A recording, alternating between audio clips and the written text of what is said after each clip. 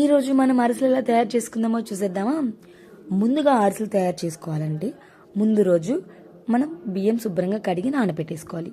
తర్వాత రోజు వాటర్ ఏం లేకుండా శుభ్రంగా కడుక్కొని ఆరబెట్టేసుకొని గిర్నీకి వెళ్ళేసి మంచిగా మిల్లాడించుకోవాలి. అరిసెల పిండి అంటే తడిపిండి అని చెప్తే వాళ్ళే మంచిగా పట్టిస్తారు. మనం తీసుకొచ్చుకున్న తర్వాత శుభ్రంగా జల్లెడ పట్టుకోవాలి. దాంట్లో ఏమైనా నూక ఉంటుంది అన్నట్టు, దానివల్ల అరిసెలు అనేవి మంచిగా రావు, కొంతమంది ఇరిగిపోతాయి కదా, అలా వస్తాయి అన్నట్టు. ఇప్పుడు పొయ్యి వెలిగించుకొని మందపాటి ఒక దబర పెట్టుకొని తగినంత, ఇప్పుడు నేనైతే 2 kg రైస్కి 1.5 కిలో బెల్లం తీసుకున్నాను ఫ్రెండ్స్, గుర్తుపెట్టుకోండి. 2 కిలోల రైస్కి 1.5 కిలో బెల్లం. మందపాటి భగవాన్లో 1 గ్లాస్ వాటర్ తీసుకొని 1.5 కిలో బెల్లం వేసేసుకొని మంచిగా మిక్స్ చేసేసుకోవాలి. అది మొత్తం కరిగి బబుల్స్ ఫామ్ అయ్యేంత వరకు మనం కలుపుతూనే ఉండాలి. చూసారా, ఇలా కలుపుతూనే ఉండాలి. ఇలా కలిపి బబుల్స్ ఫామ్ అయ్యి పాకం వచ్చిందా లేదా మనం ఎలా తెలుసుకోవాలంటే, ఒక ప్లేట్లో కొన్ని వాటర్ వేసేసుకొని ఇలా బబుల్స్ ఫామ్ అయ్యి పాకం దగ్గరికి వస్తున్నప్పుడు మనం దాంట్లో వేసుకొని చూసుకుంటూ ఉండాలి. ఇలా సైడ్కి ఇలా ఇలా బాల్ లాగా వస్తున్నప్పుడు మనకి పాకం రెడీ అవుతుందని ఒక చిన్న టిప్ అన్నట్టు. పాకం రెడీ అయ్యేలోపు ముందుగా ఒక క్లాత్ మీద ఒక రైస్, మనం మిల్లాడించుకున్న రైస్ ఫ్లోర్ వేసుకొని బియ్యపిండి వేసుకొని దాంట్లోకి కొబ్బరి, నువ్వులు, ఇలాచి, మొత్తం కొబ్బరి, ఇలాచి పొడి అండ్ నువ్వులు.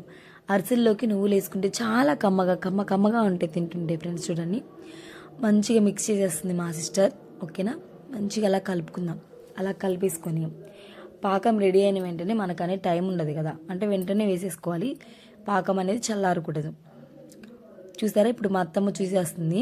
ఇలా పక్కకంటే బాల్ లాగా, అంటే చిన్న చాక్లెట్ లాగా వచ్చేస్తుంది అన్నట్టు, రౌండ్గా.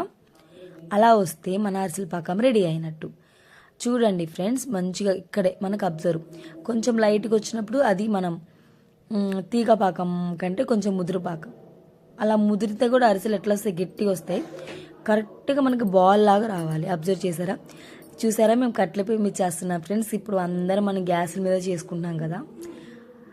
సంక్రాంతి అంటేనే అప్పాల పండగ ఏమంటారు కదా, మంచిగా గారెలు అండ్ సకినాలు, అరిసెలు అండ్ పూస ఇవన్నీ చేసుకుంటాం. నెక్స్ట్ వెంటనే పాకం వచ్చిన వెంటనే మనం దించేసుకోవాలి బెల్లం పాకం. వెంటనే మన రైస్ ఫ్లోర్ మొత్తం వేసేసుకుని కలుపుకుంటూ ఉండాలి. కరెక్ట్గా సరిపోతుంది ఫ్రెండ్స్. కరెక్ట్గా 2 kgsకి 1.5 కిలో బెల్లం వేసేసుకుంటే మనం తీసుకున్న 2 kgs రైస్ పిండి కూడా వేస్ట్ అవ్వకుండా మొత్తం కరెక్ట్ సరిపోతుంది. ఇలా ఎందుకు ఆయిల్ పోస్తామంటే, మనం ఇట్లా మామూలుగా మనం అరిసెలకు ప్రెస్ చేయాలి కదా, ముద్దల్లాగా తీసేసుకొని మనం చేతితో ఇలా వత్తాలి కదా, అలా అప్పుడు మంచిగా వస్తాయి అన్నట్టు. ఈ ఆయిల్ ఏం వేస్ట్ అవ్వదు. నెక్స్ట్ మనం మూకుడులో వేస్తాం కదా, అప్పుడు అనేది దాంట్లోకి వెళ్ళిపోతుంది. అరిసెలు అనేవి ఇలా పూరి ప్రెస్ మీద మేము ప్రెస్ చేస్తున్నాం. బాగా బలమంతా ఉపయోగించి ప్రెస్ చేయొద్దు, అలా అలా ప్రెస్ చేసి అలా తీసేయాలి. అప్పుడు షేప్ అనేది రౌండ్గా వస్తుంది. మనం చేత్తో అంటే మన ఫింగర్స్ పడతాయి కదా, అలా పడకుండా రౌండ్ షేప్ వస్తాయి అన్నట్టు.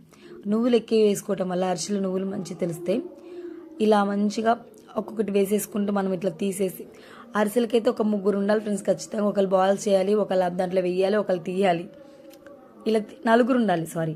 ఇలా మామూలుగా మళ్ళీ ఒకళ్ళు ఆయిల్ ప్రెస్ చేయాలి. ఫాస్ట్గా అయిపోతాయి అన్నట్టు. ఆహా ఏమి రుచి అనేలాగా వచ్చేసాయి అన్నట్టు మన అరిసెలు. చూసారా, పైన నువ్వులు కనిపిస్తూ కమ్మని అరిసెలు రెడీ అయిపోయినాయి ఫైనల్లీ. ఫ్రెండ్స్, మీరు ఈ సంక్రాంతి పండుగకి ఏం చేసుకున్నారు? మేమైతే గారెప్పల అనే అరిసెలు చేసుకున్నాం.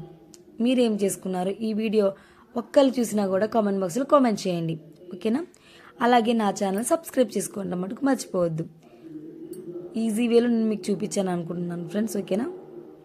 మాకైతే రివ్యూ ఇచ్చేస్తుంది, అరిసెలు చాలా బాగున్నాయి ఫ్రెండ్స్ అని చెప్పేస్తుంది. చూడండి, సూపర్గా వచ్చేసినాయి నిజంగా అరిసెలు అయితే.